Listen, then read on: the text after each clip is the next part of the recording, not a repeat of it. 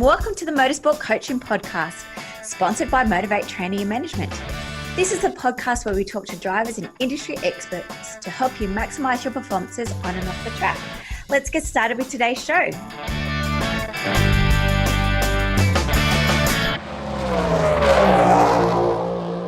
Hey crew, welcome to our weekly Q&A. Hope everyone is keeping well and warm. It's been very cold the last couple of days. We've over here in Australia, we have round 3 of the Australian karting championships coming up this week and near me. And so make sure if you are coming to bring your woolly jackets because it is freezing. Anyway, team, today we are talking about travel as an athlete. I guess the whole month of June, happy 1st of June, is that we're talking about awareness of a driver. So over the next couple of weeks, today we're going to talk about travel.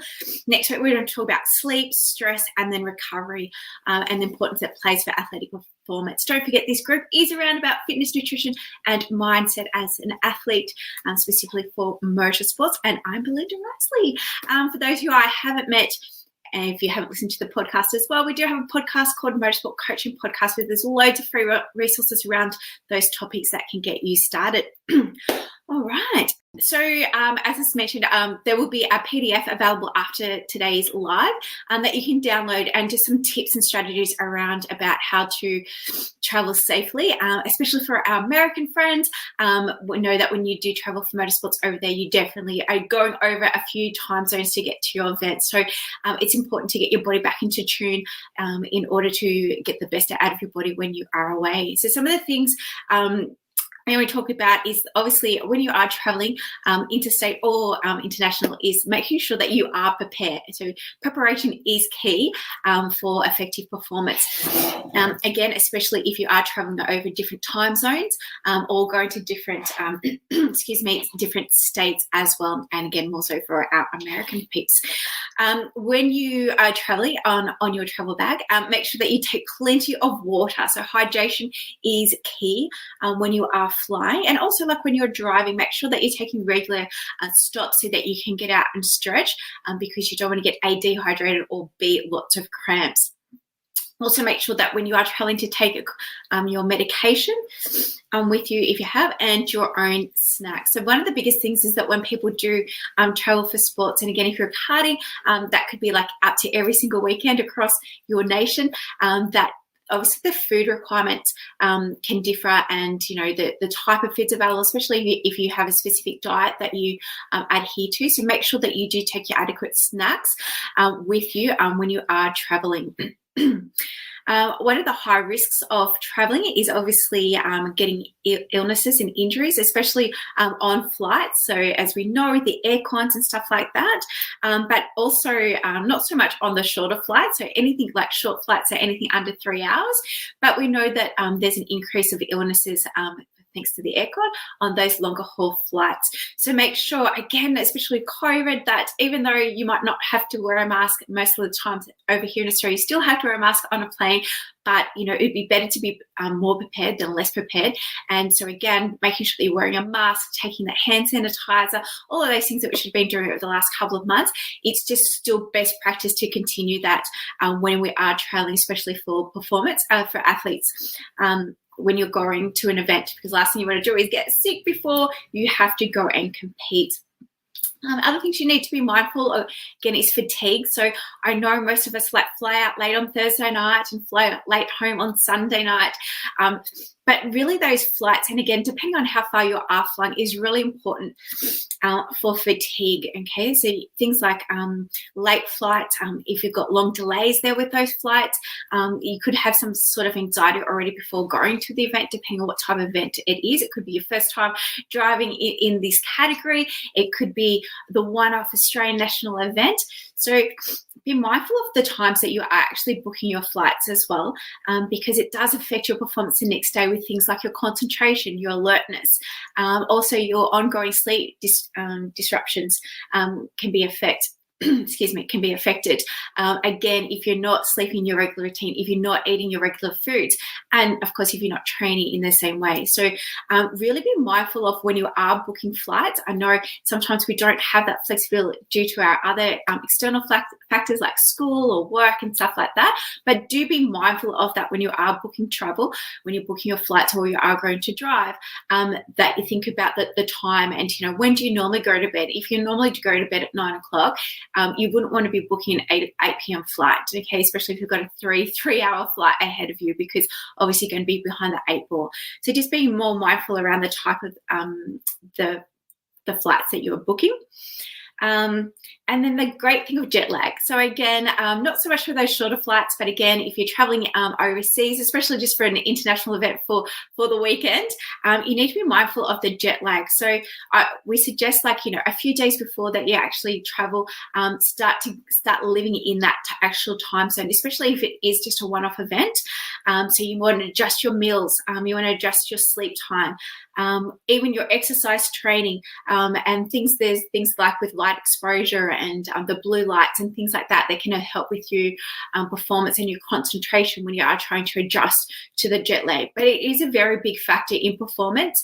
Again, it can cause illnesses such as like gastros, any of those kind of anxiety type bugs, if you're not in your normal sync of your normal practice routine of how you go and attend a day-to-day event.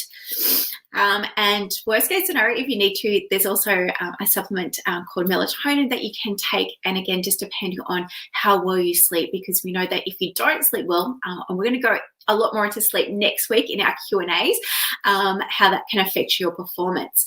Again, team, if you've got any questions, please pop them into the question box below and I can get them answered. Or if you're watching this at a later stage, please comment and I'll get back to you. Again, there will be a PDF available for you after today to pick with a few tips to help you with your travel. Okay, so I mentioned with the international travel, obviously the time zone. So again, for our international friends in America who have to go over a few time zones to get to your event, be mindful of those time zones, and again, just try and get your body into that habit before you actually get to that event, especially if you're only going there for a one-off event. International travel may cause mild hypoxia. So what that is that basically if you're flying too much, there could be an absence of enough oxygen in the tissues to sustain your body function. So again, that comes down to long drives as well, that if you're just sitting to one spot for a long period of time and not getting any movement to those muscles, you can get quite uptight and restricted in your movement. So it's good that you keep moving, keep stretching, especially on those long haul flights. And that's another tip, is making sure that you're regularly getting up and stretching those muscles. Obviously this changes into external environment. So if you're in freezing cold Victoria and then you're going up to the Sunshine Coast in Queensland, which is really sunny at the moment. But anyway, if you're going, maybe you're flying over to Singapore for the weekend, be mindful of those, the changing of the environment, so that hot and cold environment, or vice versa, the cold to the hot environment. Again, make sure that you've been getting your body prepared for that change of environment a few days prior to the event. We know that with international travel, that things that can affect your performance when you're traveling, as obviously the psychological, the physiological, and also your behavioural, can all have that effect on that performance. So making sure that you really have a clear understanding of what that race meeting is all about. For example, like how long are the laps? How many heats have you got? What's the conditions like? What's the food on offering? Where can you go and eat? Even down to your bedding, which we're going to talk about next week again when it comes to sleep. But again, there's so much more around athletic performance than just fitness, nutrition, and mindset. So it's all of these other contributing factors that can affect your performance at the end of the day.